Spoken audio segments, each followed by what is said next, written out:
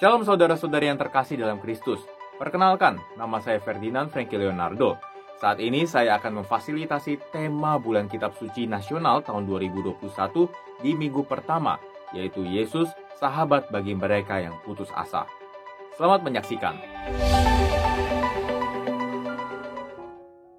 Inilah Injil Suci menurut Matius. Dimuliakanlah Tuhan. Sesudah itu, Yesus segera memerintahkan murid-muridnya naik ke perahu dan mendahuluinya ke seberang. Sementara itu, ia menyuruh orang banyak pulang. Dan setelah orang banyak itu disuruhnya pulang, Yesus naik ke atas bukit untuk berdoa seorang diri. Ketika hari sudah malam, ia sendirian di situ. Perahu murid-muridnya sudah beberapa mil jauhnya dari pantai dan diombang-ambingkan gelombang karena angin sakal.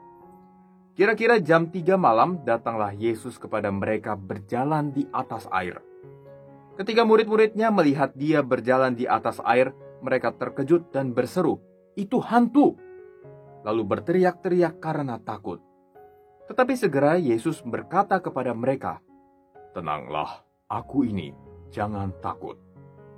Lalu Petrus berseru dan menjawab dia, "Tuhan, apabila engkau itu, suruhlah aku datang kepadamu berjalan di atas air." Kata Yesus, "Datanglah." Maka Petrus turun dari perahu dan berjalan di atas air mendapatkan Yesus. Tetapi ketika dirasanya tiupan angin, takutlah ia dan mulai tenggelam lalu berteriak, "Tuhan, tolonglah aku." Segera Yesus mengulurkan tangannya, memegang dia dan berkata, "Hai orang yang kurang percaya, mengapa engkau bimbang?" Lalu mereka naik ke perahu dan angin pun redalah.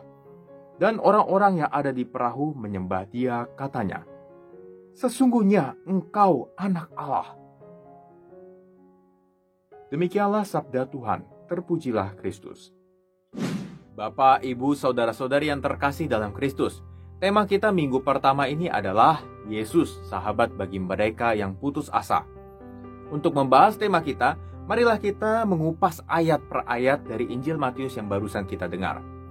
Nah, sebelumnya, kalau kita tarik lebih mundur, ternyata kejadian angin ribut di atas perahu juga pernah murid-murid alami di Matius pasal 8.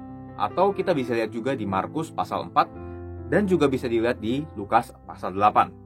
Jadi ini kedua kalinya murid-murid mengalami hal ini. Waktu itu kisahnya Yesus bersama murid-muridnya ada di atas perahu.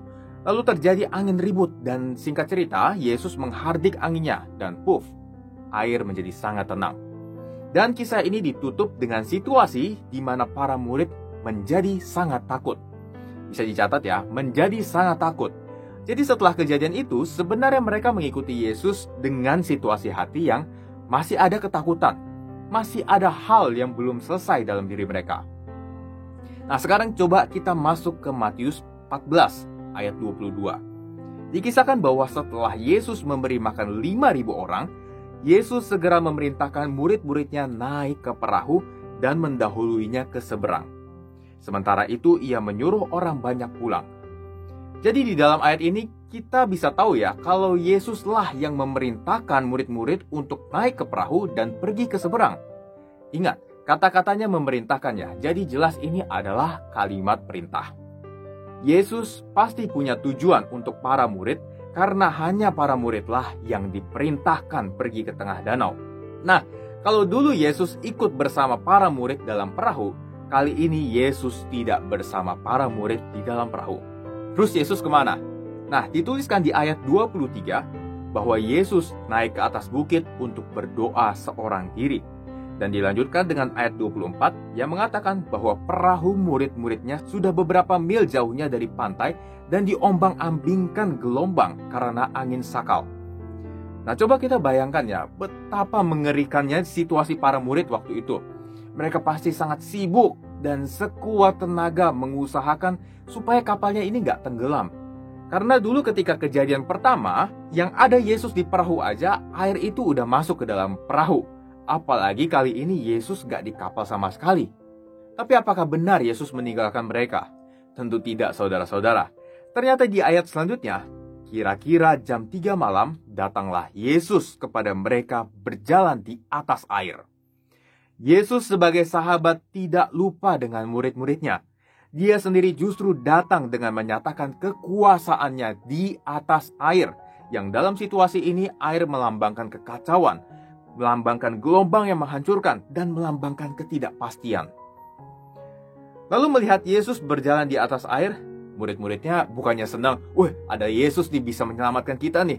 Tapi mereka justru terkejut dan semakin takut lalu berteriak, "Itu hantu!" Nah, sikap para murid adalah cerminan dari ketakutan yang sudah berubah menjadi keputusasaan. Karena kalau orang putus asa itu mikirnya pasti negatif. Padahal di situasi ini, mereka sudah cukup lama mengikuti Yesus, melihat Yesus mengusir setan, melihat Yesus melakukan banyak mukjizat. Jadi sebenarnya saat mereka melihat Yesus berjalan di atas air, harusnya mereka nggak terkejut-kejut banget lah. Tapi saking putus asanya mereka sampai-sampai gak bisa melihat Tuhan yang hadir di atas gelombang, di atas masalah kehidupan kita, di atas ketidakpastian hidup kita. Bahkan mereka tidak bisa membedakan yang mana Tuhan, yang mana hantu. Namun Tuhan Yesus di ayat selanjutnya langsung menenangkan mereka. "Tenanglah, aku ini, jangan takut." Dan di sini Yesus bertindak sekali lagi sebagai sahabat bagi para murid yang waktu itu sedang putus asa. Tapi apakah dengan kehadiran Yesus, badai langsung berhenti? Tentu tidak, saudara-saudara. Badai tetap berlanjut. Namun mulai timbul harapan dari para murid, sehingga Petrus dalam tanda petik menantang Yesus. "Tuhan, apabila Engkau itu, suruhlah aku datang kepadamu berjalan di atas air." Akhirnya Yesus berkata, "Datanglah." Lalu Petrus turun dari perahu dan berjalan di atas air. Nah, di bagian ini, kira-kira mungkin gak Petrus turun dan berjalan di atas air kalau Yesus gak ngomong, "Datanglah"? Ya mungkin sih, tapi agak konyol aja ya, namanya bunuh diri gitu. Nah, tapi Petrus dengan harapan dan iman yang perlahan tumbuh, dia taat pada apa yang Tuhan perintahkan kepadanya. Datanglah. Lalu dia berjalan di atas air. Saudara-saudari sekalian, begitu juga halnya dengan kita. Hendaknya kita taat pada perintah Tuhan di saat badai menerjang hidup kita. Jangan sampai karena kita mulai merasakan harapan akan kehadiran Tuhan, kita mau sok-sokan berjalan di atas air. Padahal sebenarnya Tuhan gak nyuruh kita berjalan di atas air. Berdialog dulu dengan Tuhan seperti Petrus dan coba dengarkan Tuhan maunya kita kemana. Tuhan suruh kita kemana? Berjalan di atas air? Atau tunggu dulu di dalam perahu, nanti baru berjalan di atas air. Nah, di ayat selanjutnya, tetapi ketika dirasanya tiupan angin, takutlah ia dan mulai tenggelam lalu berteriak, "Tuhan, tolonglah aku." Nah, kita bisa perhatikan pada kata ketika dirasanya tiupan angin. Saudara-saudara sekalian, ini posisinya sedang badai. Mungkin gak badai tanpa adanya tiupan angin? Gak mungkin kan ya? Pasti akan ada selalu tiupan angin. Jadi sebenarnya sejak awal Petrus berjalan di atas air, angin itu udah ada. Tapi kenapa Petrus jadi takut dan tenggelam? Karena fokusnya berubah. Di awal berjalan di atas air, fokusnya full kepada Tuhan untuk mendapatkan Yesus. Dituliskan seperti ini. Maka Petrus turun dari perahu dan berjalan di atas air mendapatkan Yesus. Mau ada angin sebesar apapun, fokusnya tetap pada Yesus. Namun setelah beberapa langkah, Petrus mulai memakai yang namanya perasaan. Dia mulai merasa, anginnya dingin ya, anginnya kencang ya, anginnya ini, anginnya itu. Sehingga fokusnya kepada Yesus hilang dan mulai tenggelam. Kemudian muncul sekali lagi suara keputusasaan. "Tuhan, tolonglah aku." Saudara-saudari, apakah masing-masing dari kita pernah seperti Petrus yang awalnya fokus 100% kepada Tuhan, tapi fokusnya mulai berpindah pada perasaan diri sendiri? Yang awalnya rajin baca kitab suci, tapi begitu ada perasaan bosan, malas, lalu berhenti baca. Yang awalnya rajin ikut pelayanan, tapi begitu merasa ada gesekan di antara sesama, akhirnya berhenti pelayanan. Ini menjadi teguran bagi kita sekalian supaya pelayanan kita selalu terfokus pada Tuhan, bukan pada perasaan egois diri sendiri. Ayat selanjutnya berbunyi, segera Yesus mengulurkan tangannya, memegang dia, dan berkata, Hai orang kurang percaya, mengapa engkau bimbang? Dan untuk ketiga kalinya, Yesus bertindak sebagai sahabat bagi mereka yang putus asa. Pada ayat ini kita bisa semakin yakin dan percaya kalau Tuhan tidak akan membiarkan kita tenggelam hingga ke dasar. Tuhan yang Maha Rahim akan selalu mengulurkan tangannya dan memegang kita untuk kembali bangkit ke atas air. Ayat 32 dan 33 berbunyi, "Lalu mereka naik ke perahu dan angin pun redalah. Dan orang-orang yang ada di perahu menyembah Dia, katanya, 'Sesungguhnya Engkau anak Allah.'"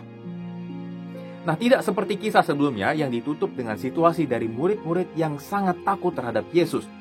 Kali ini perikop ditutup dengan sangat indah, di mana murid-murid sudah tidak takut dan mengakui bahwa Yesus adalah anak Allah, lalu menyembahnya. Saudara-saudara yang terkasih dalam Kristus, dari peristiwa ini kita diajak untuk berefleksi apakah kita menjadi 5.000 orang yang disuruh pulang oleh Yesus atau menjadi murid Yesus yang mengalami badai. Saya yakin dari kita yang saat ini mendengar pasti ada yang pernah atau mungkin sedang mengalami badai ekonomi, badai penyakit, badai keimanan, atau badai-badai yang lainnya. Satu kata saudara-saudara, bersyukurlah. Karena berarti kita adalah murid-murid Tuhan yang secara khusus Tuhan perintahkan ke tengah danau supaya kita bisa belajar sesuatu.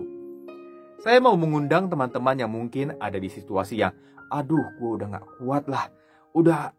Pengen nyerah deh. Untuk meniru teladan para murid. Apakah ada ayat di mana murid-murid menyerah? Tidak ada. Tidak ada diceritakan kalau setelah diterjang gelombang, murid-murid kembali ke daratan. Atau setelah diterjang gelombang, murid-murid nyemplung ke laut. Nggak ada kan? Mereka tetap lurus maju ke depan karena mereka taat pada perintah Yesus.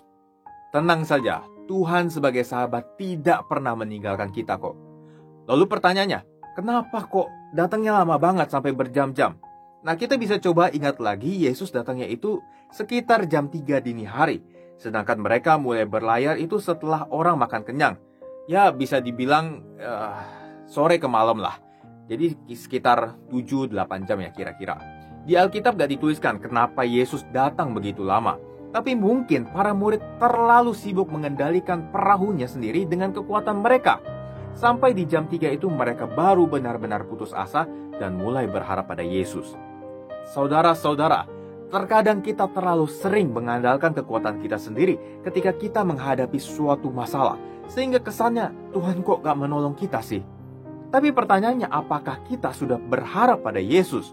Apakah perlu kita sampai di posisi murid-murid yang putus asa terlebih dahulu baru kita membiarkan Yesus datang menolong? Apakah kita perlu sampai seperti para murid yang saking putus asanya, mereka gak bisa membedakan mana Tuhan, mana hantu? Saudara-saudari sekalian, putus asa sebenarnya salah gak sih? Gak salah sebenarnya, karena itu manusiawi. Tapi lewat para muridnya, Yesus mengajarkan pada kita, jangan sampai tunggu putus asa dulu, baru kita berharap pada Tuhan. Bila dalam keputusasaan kita seperti Petrus yang berdialog dan memanggil namanya, Tuhan, apabila Engkau itu, suruhlah aku datang kepadamu berjalan di atas air. Niscaya, kita bisa berjalan di atas air atas perintah Tuhan. Lalu pertanyaan selanjutnya, apakah dalam proses melewati badai itu, kita sudah seperti Petrus yang berdialog, bertanya kepada Tuhan apa yang harus dilakukan? Atau kita malah saking happy-nya ketemu Tuhan, jadi sok-sokan sendiri mencari jalan keluar? Apakah ketika mulai keluar dari perahu, tempat paling aman kita, dan mulai berjalan di atas seluruh badai kehidupan kita, kita sudah fokus 100% kepada Tuhan Yesus? Atau malah pada perasaan-perasaan diri sendiri yang gak nyaman ada angin yang dingin, gak nyaman ada angin yang kencang, sehingga membuat kita hilang fokus pada Yesus dan jatuh tenggelam. Saudara-saudariku yang terkasih, sejatuh-jatuhnya kita ke dalam badai, Tuhan tidak akan membiarkan kita tenggelam. Ia akan selalu jadi sahabat bagi mereka yang putus asa, yang mengatakan, Tuhan, tolonglah aku. Dan badai pun berhenti ketika Yesus masuk ke dalam perahu. Ketika para murid sudah belajar bagaimana mengatasi badai tersebut, hanya bisa dilakukan bersama dengan Dia, dengan mengundangnya masuk ke dalam perahu. Saudara-saudari yang terkasih, demikianlah refleksi pendalaman kitab suci pada hari ini. Semoga bisa bermanfaat untuk kita semua dan semoga Tuhan memberkati kita semua. Amin. Sampai jumpa di lain kesempatan.